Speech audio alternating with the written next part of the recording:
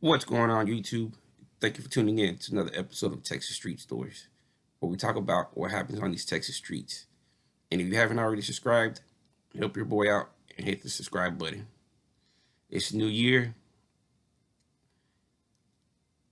It's time to get to work. It's time to take this YouTube seriously. Work on my edit. You know, definitely work on my research. Sometimes there's a little bit of inaccuracies, and this is documents that you read offline. So I'm gonna concentrate on working a little bit better on getting accurate information. You know, now that I'm about to reach my 1,000 subscribers, it's time to take this thing seriously for it can grow. I was just really playing around with it. I was new to it, but now it's time for me to take it really seriously and see where it goes from here. And I want to give thanks to all the subscribers and the people that drop down in the comments when I do an accuracy. It actually makes me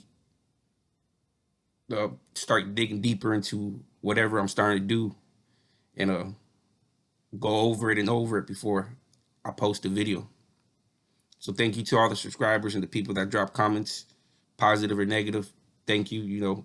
That's what's going to help me improve to do better videos for y'all. And thank you for tuning in and just stopping by and listening. Hopefully down the road when this channel grows, we can do a lot more things for the subscribers. I just wanted to get that out the way real quick. On this video, we're going to be talking about Robert Delgado, also known as Bad Bob. I got this story from a subscriber. He basically, gave me some advice, do my due diligence when doing a video.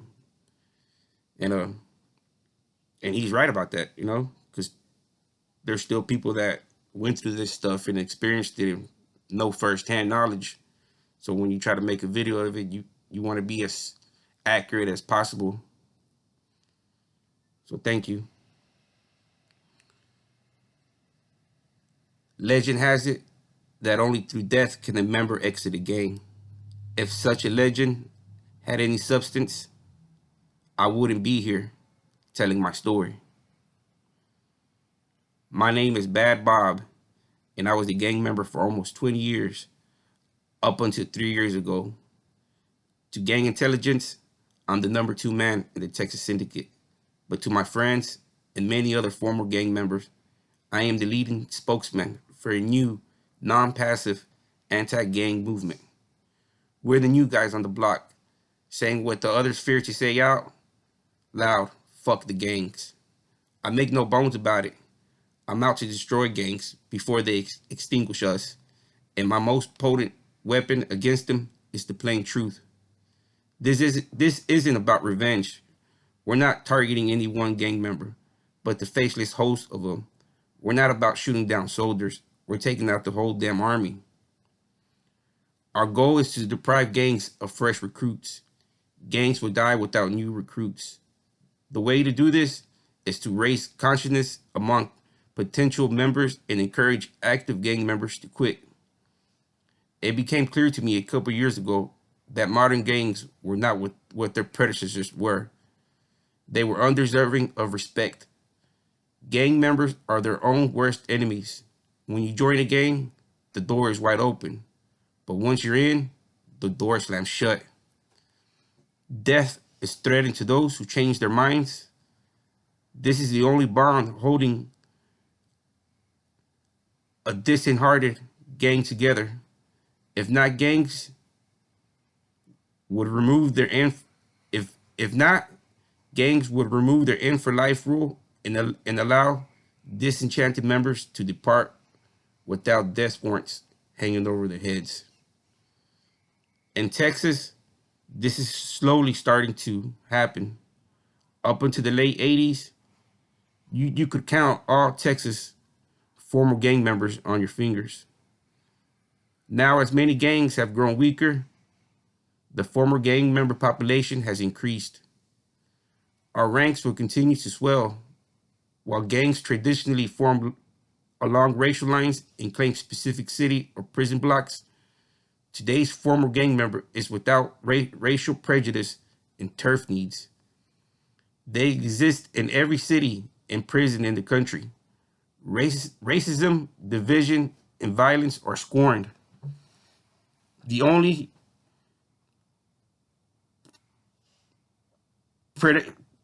requirement for being in the former gang member structure is being a firme or solid convict. Ironically, it is the Texas prison system that invokes the war on gangs with every opportunity.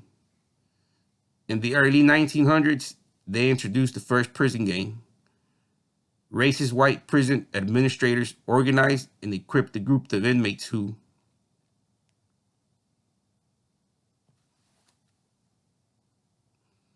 later became known as building tenders.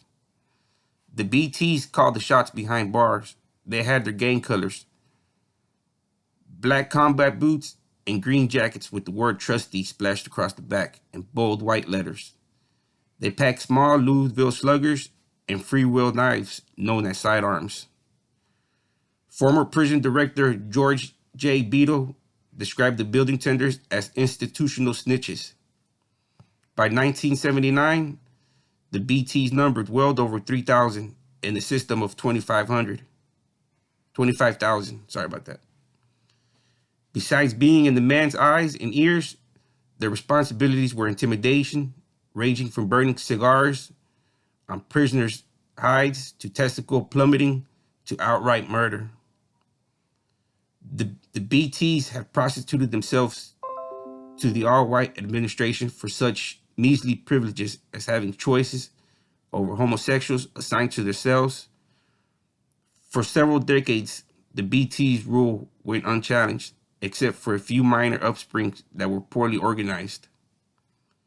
By 1977, BT provocation spawned the Texas Syndicte, which had its roots in California and much later in New Mexico, both heavily Chicano-populated border states. All of us who were asked to join were born Tejanos. We had all been born in the 40s and early 50s, and most of us were Barrio Pachucos, a proud breed who wouldn't hesitate to cross switchblades. Joining the Texas Syndicte while living under the BT boot had meaning and purpose.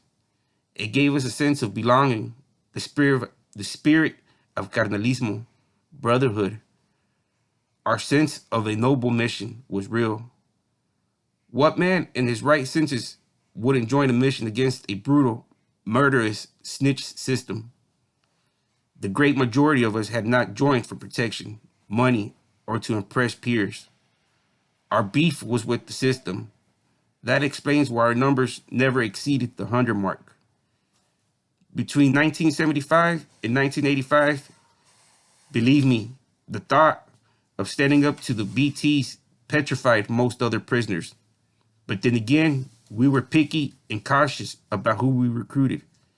Young green kids, child killers, snitches, rapists, and other unsavory characters were automatically barred entry. These guys only wanted to join for protection.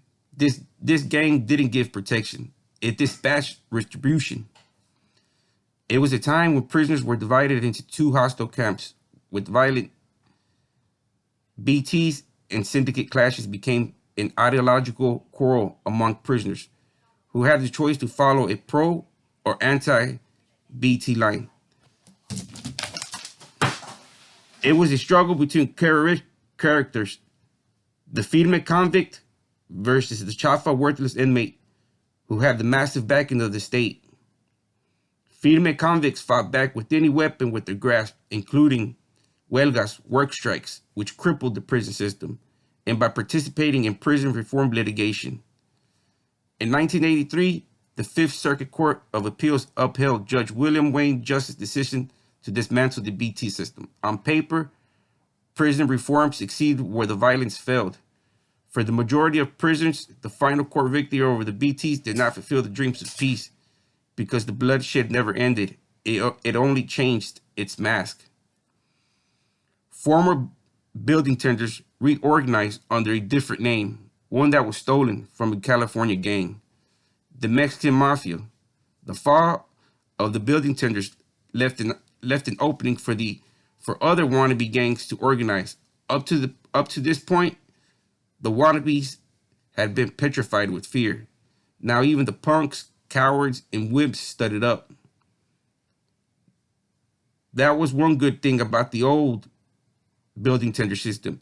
You knew who was whom. A freedman convict stood out like a buffalo in a herd of sheep. When the BT's boots was lifted, you could no longer tell the difference between an imposter playing the part of a freedman and a genuine convict. Chafas who played their part well by talking a good game became gang members. The Texas Syndicate and the Texas Mexican Mafia were on a collision course. In September of 1985, they collided violently and what became a one-sided brawl. To this day, the Texas government still wants the public to believe the violence was a result of justice ruling, which created a power void the gangs battled to fill. But the truth is that the prison administration let the mafia take over the building tenders void. The administration's passivity had a few of us scratching our heads. In 1985, gang intelligence tallied the death toll. The Mexican Mafia was blamed with only one prison death. The victim was a 21-year-old freedman convict who was serving an additional sentence for killing an inmate building tender guard. I know, he was my relative. Whereas the Texas Syndicate was blamed for 48 murders committed between 1977 and 1985. The actual toll would have been higher if we didn't have to rely on prehistoric prison make-do weapons that often broke when still planted in the victim's ass. Those responsible for the rat killings were slapped in leg irons in a redneck courtroom and given sentences that ensured death in prison.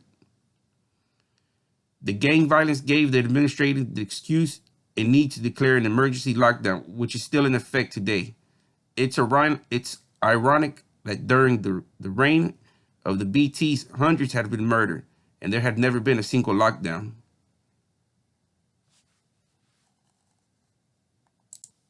Those murdered didn't count. They were poor, without power, and they were expandable.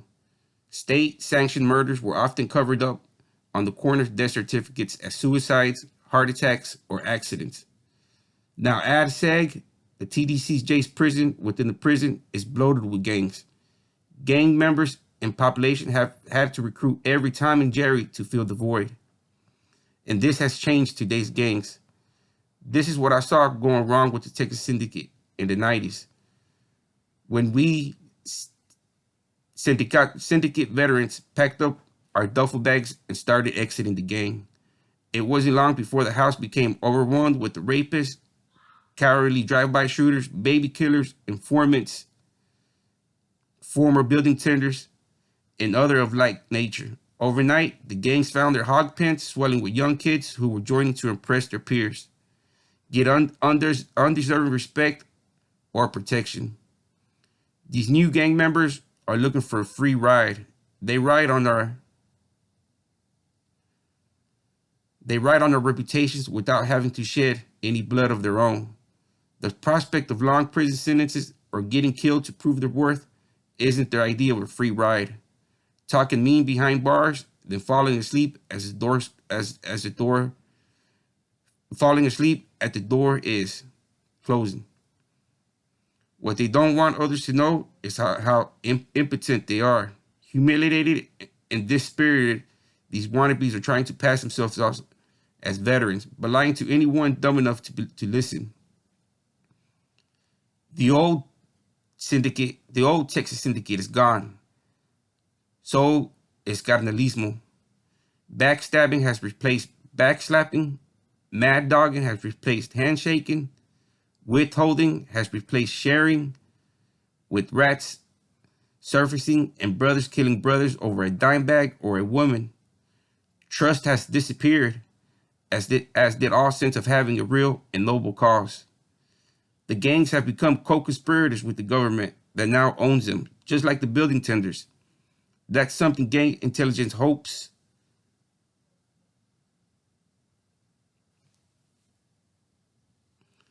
nobody will notice. The chief of gang intelligence is manipulating all the gang levers, which is easy to do since less than 1% of gangbangers are literate. They like nothing more than to see Texas to become another Los Angeles, a city divided into hundreds of small, hostile gang camps, so they resort to inflating gang membership data with fictitious members, falsely labeling former gang members and non-gang members as confirmed gang members so that they can continue to get massive funding to build more prisons and make more money. The man is also obsessed with turning every former gang member into an informant. So when you refuse to cooperate, you're threatened with a move into enemy territory.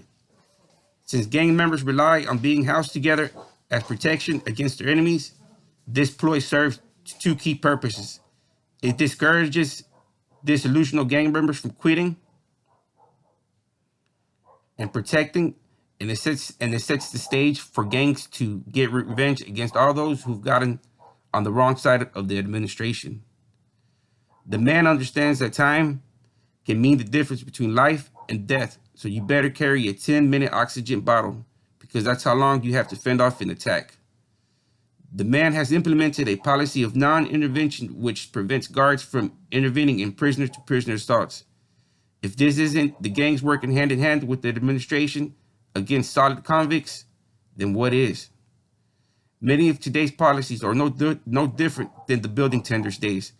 If you fight a guard, file a lawsuit, or refuse to cooperate with the administration, you'll be sent to the treatment center where you'll be force-fed mind-numbing psychotic drugs, housed in a homosexual cell block to switch your jacket from freedman to punk, or thrown into one of the notorious cell blocks, appropriately given such titles as House of Pain. Killing Chaffa criminals in the pre-building tender days was one thing, but when gang violence started taking the lives of solid convicts, killing Chaffa criminals in the pre-BT days were one thing, but when gang violence started taking the lives of solid convicts and innocent children, it became another thing. When our children live in fear of a drive-by, and when kids start packing guns to school for protection from gangs, it's time to pull the plug. These new gang members who need protection will fight to keep their gang together. They have to. What would happen if they were without the security of roaming around in packs? They wouldn't last. Ironically, they roam in packs only for protection from each other now. I have to laugh when these gang members pass by the rec yard, Mad Dog and Feedman, former gang members. Punksters who in these old days didn't want shit with the syndicate. Nowadays, they've tattooed the TS patch not once, but twice on their forearm. I see 20-year-old homosexuals, their feminine voices going manly with the TS patch still fresh on their arms. Now they tie a bandana low around their plucked eyebrows, and they wear shades to hide their fear. You can't help but laugh when you hear these punksters addressing each other as carnal or brother. These guys are supposed to intimidate us. Some of us veteranos have merely to remove our shirts and show our battle scars to remind current gang members that we can't be intimidated. Gangs are now a haven for rats. A month doesn't go by without a gang member turning snitch. What Feedman would remain married to his ride, knowing they had taken to recruiting young, scared kids and undesirables? Gangs have nothing else to offer. They have no idea what they want to achieve, no financial structure, no ideology, no nothing. Ask them what they're about, and they can't reply because they don't know themselves. This is the crap I walked away from. I have no regrets for being a gang member during the building tender years. But once that was dismantled, and after I stayed on too damn long, learning what I did later was better than never learning it at all. Crossing over to the former gang member side of the road was like going back 15 years to a class reunion with old buddies.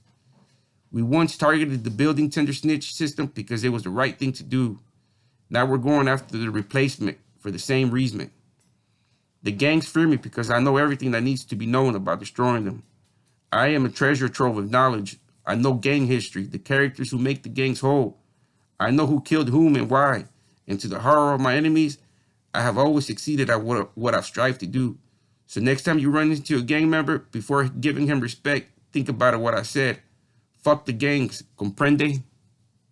That was a letter that Robert DeLGADO, Bad Bob, wrote to Prison Life magazine in 1993.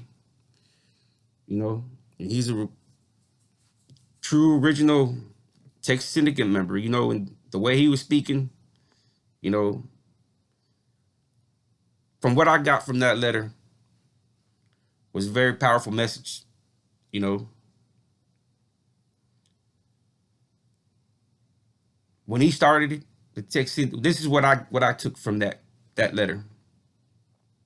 That when he joined the Texas Syndicate, it was to go against the system, the man, the administration. You know, they had a purpose. You know, it was, and at that time, from what I see, it was grown men. You know, it wasn't, these weren't no little kids. These were grown men. You know, they already had their set mind.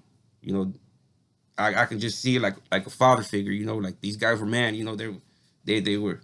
This is what we're gonna do, and this is how we're going about to do it, and this is it. You know, these weren't no kids. You know, 19, 20. You know, he was standing on his 10 toes. You know, what he said, that's what he believed on. You know, and I think once the 90s came in and he started seeing all these youngsters coming in, you know, going against the same people that he was there to protect, the Tejanos, you know, I think he stepped back, you know, because from what I get from the letter was, it's not what he was for. You know, he was standing against the system. Once the system got dismantled and they started going against their own, the raza, other gangs started popping up, you know, he had to step back. Not because he was scared, but it's not, he stepped back 'cause that's not what he believed in. He was for the people. And, you know, it was a strong letter, you know, like, so y'all drop down in the comments and y'all think what y'all got from that letter. You know, once I read that, you know, you know, you can tell he's a serious man, you know, that he's going to stand on what he believes. And when he was going against the building tenders, it was a righteous cause. But then once they got dismantled and they started to go against their own, you know, he wasn't feeling that. You know, he's more of a, how can I say, a political.